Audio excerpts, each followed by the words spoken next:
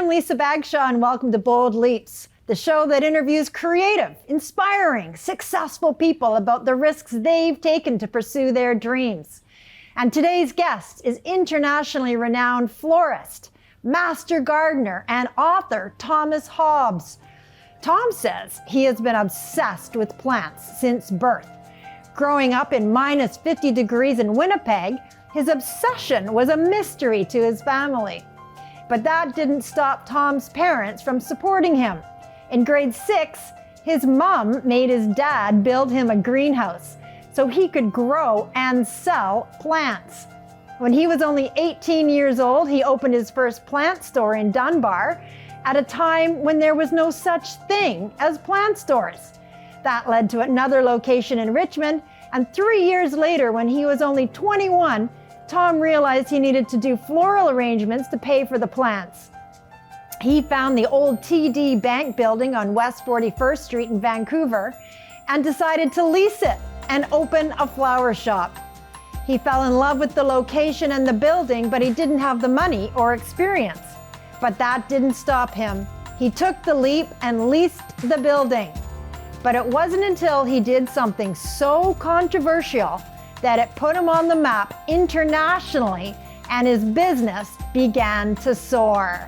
Welcome to the show, Tom. Hi.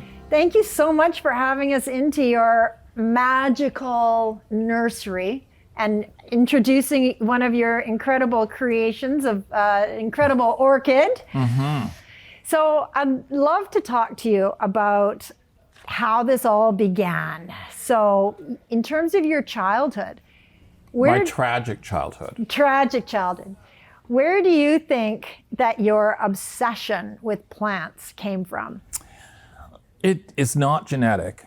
I think that, well, I was a breech birth and a giant baby, and it nearly killed my mom and me. And I think that there was some kind of intervention that went, oh my God, you're gonna make it. And it's interesting. I was born obsessed with plants. Obsessed. Before grade 1, I was going around the neighborhood with a shovel, stealing the good plants from people's yards. And the police came to our house and I would be in tears. And, but I had good taste even before grade 1. So I started trying to make... Good taste in plants. I would go for the good peony. Like, it was really bizarre. That was in Winnipeg and later in Regina. And I would pillage the Parliament buildings for all their outdoor geraniums. But no one ever noticed.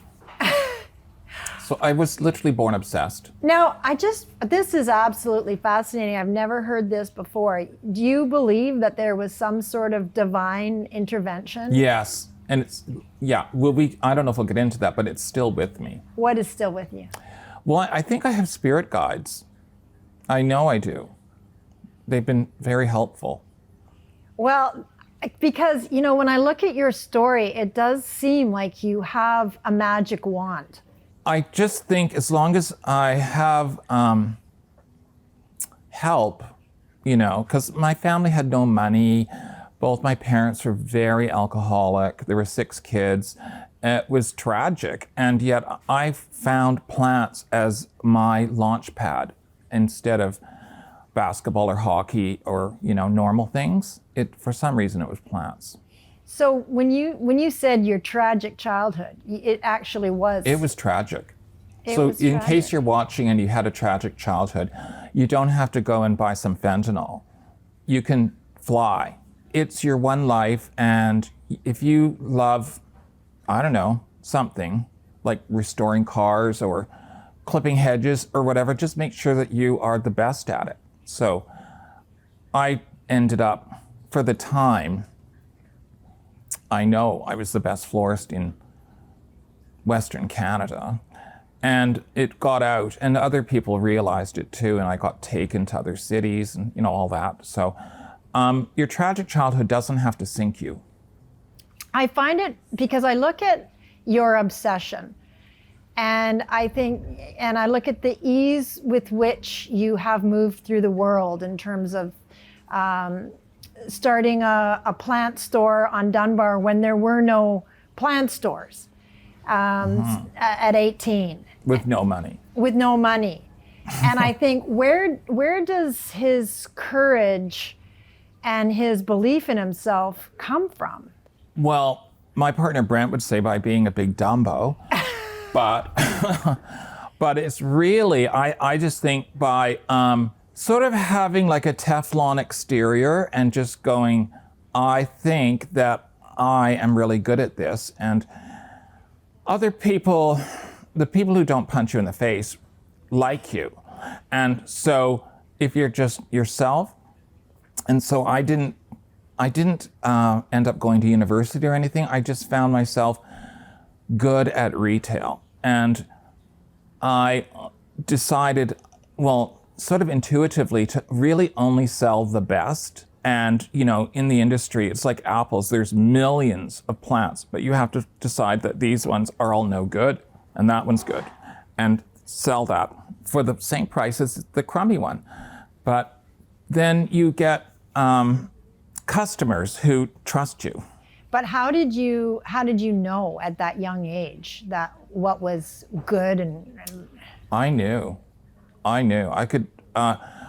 Well, in grade 9 in Richmond, there was a large tropical plant wholesaler 2 blocks from our house in Richmond, and I went there and applied for a job. And it was very old school, glass greenhouses and big boilers and everything. And you know, I learned a lot at a young age from people who had been doing it their whole life. And you know, they would test me even. That was fun because there's really old people from Denmark and European countries working there, and they'd go, "Do you know the name of this?" And I would say it's a calathea, and they'd go, "Oh, how did you know that?" And well, it turns out I had a set of botanical encyclopedias that my mom got me from Reader's Digest, like one a month for like 30 months. And I still have them. They're thick and they're botanically accurate. Everything is, you know, in Latin and explained who discovered it, where it's from. And for that, I think I had and still have a photographic memory for that stuff. But, you know, I can't find my way to, you know, the haircut place or which way to turn when I get to Broadway and Arbutus. I'm going like, oh, is it left or right? I'm not kidding. But plant names and that stuff, it was just so easy for me to absorb.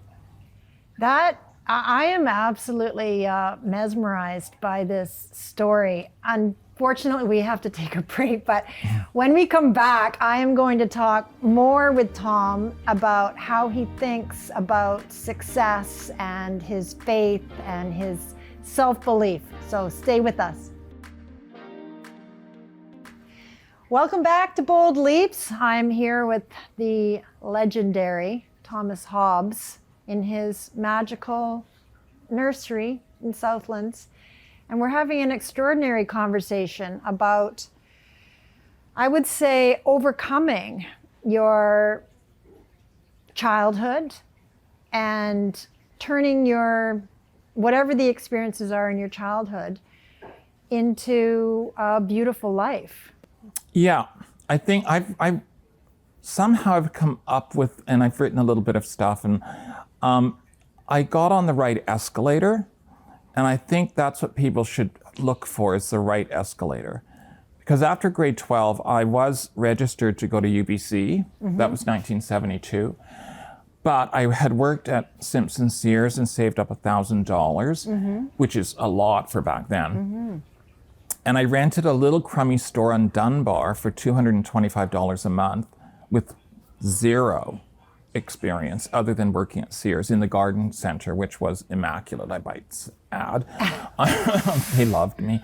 But, I'm sure. But that little store, then it became more of I moved up Dunbar to a better part of Dunbar. This is when you opened the plant store? Yeah, in 72. When you were 18 years old? Yeah. And I called it the Mother Earth Plant Boutique. How 70s is that? I love it. Anyways, And then I moved up the road, and then I had a wealthy uncle who saw potential in me, and he backed me to open as a florist in the new Richmond Center Mall. So that was 1973, actually. So I had enough backing to open there, and that was called the Atrium Florist in the mall, and it had a walk-in cooler and stuff. And that was, just to interrupt, that was, sort of a gift out of nowhere, right? Because you had a wealthy uncle, but you didn't come from money yourself. No. And anyways, he backed it. It wasn't for a fortune, but it was enough to create it. And I had an innate talent. I was artistic. And I took a flower course at Douglas College that summer. Mm-hmm. And it was a very good teacher. And it was on how to properly clean the stems on flowers and so they would last and all this. And I opened that store, and then, as you mentioned, I saw the store on 41st, or the bank for lease, and I thought, there's a great location, and that's where the rich people live. And so I opened there, but I needed a lot of money to renovate that building, actually. So I sold my flower shop for $25,000. I thought that would be a lot, but it wasn't. So I needed another $60,000. So I made my mom mortgage her house, didn't tell my 5 brothers and sisters. And so I had $85,000 in 1975. At 21? Yeah. So that's probably like $1 million today. I don't know. But anyways, that's what it cost just to get the building done, because it was a bank. And I put in a spiral staircase and all this stuff. It was just like... So can I just interrupt at this point? Where did that confidence come from that you could... I mean, that's a lot of pressure. You're borrowing money from your mother, has mortgaged her house. I have no idea, but I'm thinking probably, like I mentioned, that I have spirit guides, I think. And they're really helpful in going like, don't even think twice about it, just do it. And if you run out of money, it'll come to you. And it did. And I was unknown. I was just an unknown kid with a giant head from Richmond.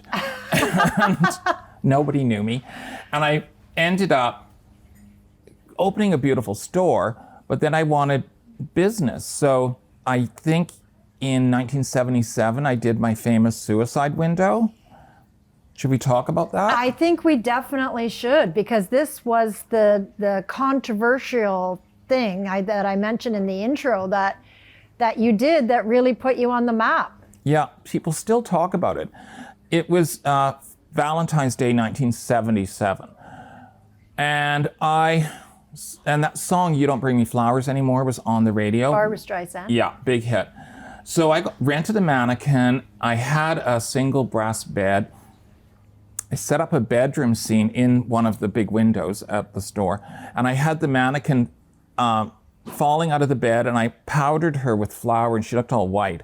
And I had a sign professionally painted that said, "You don't bring me flowers anymore," and it just dribbled off and like she died.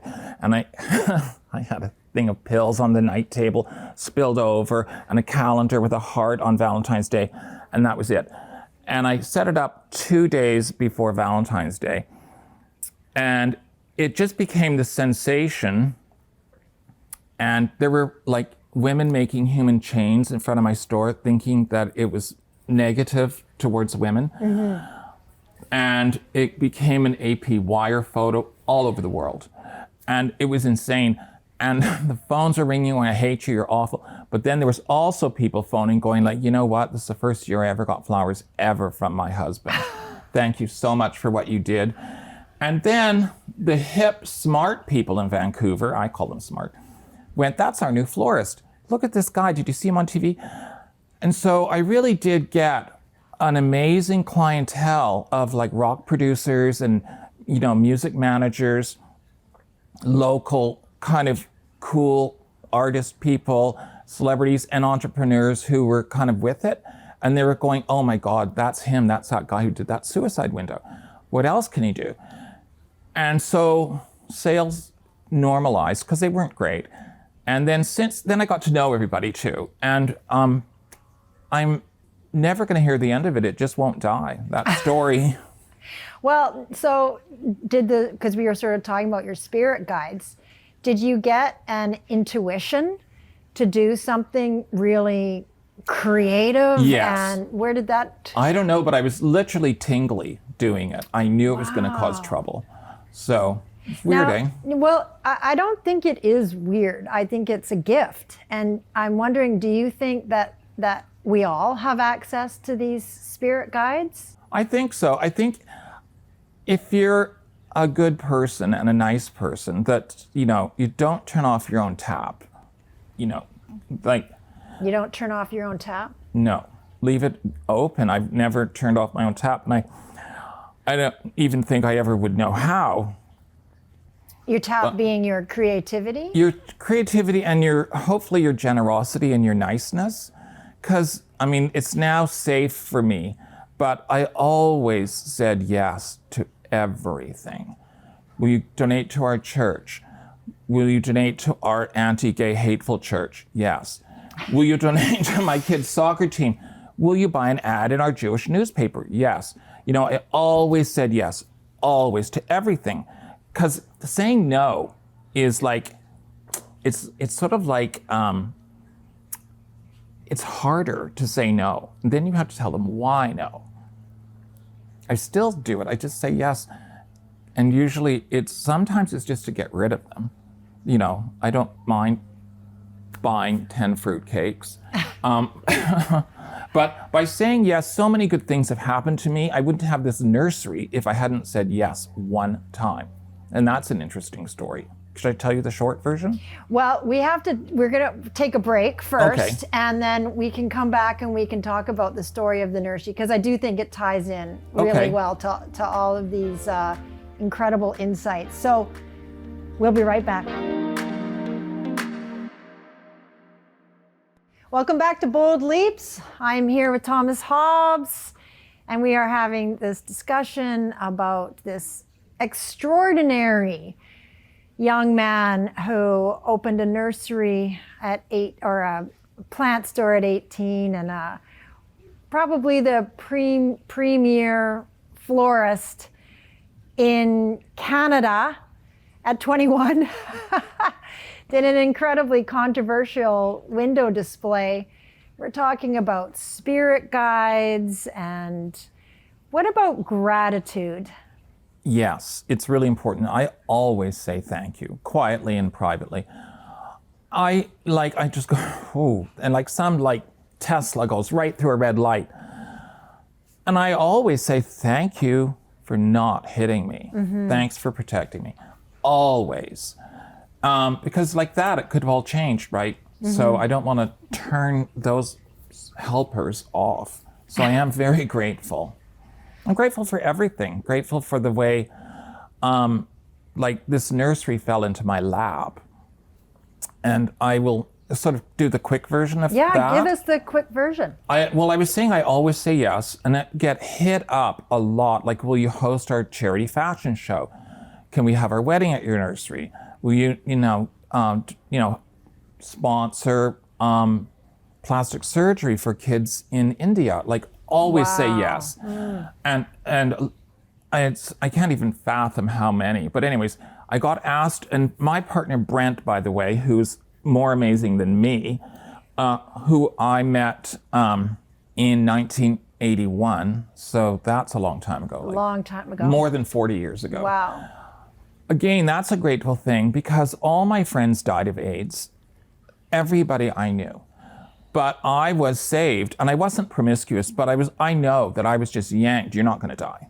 Not that one. Because everybody I knew, except for one, died. The most creative people there are. Yeah. And they were my friends, and they're all, anyways, that's sort of old history. So as things went really well, our house, we bought this fabulous Spanish house in Point Grey. Which is in my books and things. And it's unique. It's on a cliff with a big panoramic view of all of Vancouver and blah, blah, blah. And you got to read my book to find out how that happened.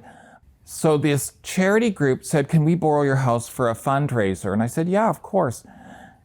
And it was a fundraiser. I forget who it was for, but it was like a little bit socially above me. I don't remember what it was, but these beautiful people were there, and it was an indoor-outdoor thing.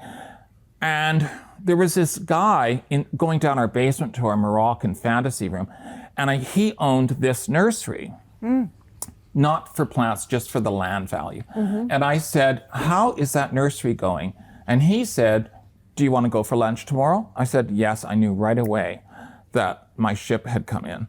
And so we worked out a deal that I would take over this nursery at no cost, but it was losing a lot of money. And I said, I can turn it around, don't worry. So I ended up buying him and another partner out on the cheap because it was losing hundreds of thousands a year. But I knew I could turn it around. And so if I hadn't said yes to whoever that was who said, can we borrow your house? If I had said, no, I'm very private, I wouldn't have this nursery. Yeah, that just gives me chills, and that's the perfect story to end this on. I have time for one more question. Sure. What advice do you have for people who are too afraid to pursue their dreams? Oh, talk to me.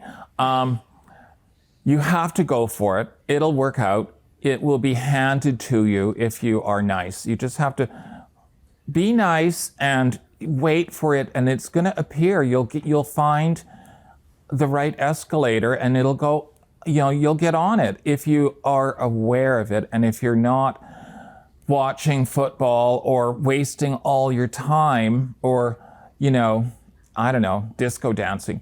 You have to watch for that little opening because it's there. That is the perfect advice to end on. And I can't thank you enough for this incredible conversation. It's so inspiring to me, and I really appreciate your openness and vulnerability. Well, I could talk all day. I could talk all day to you.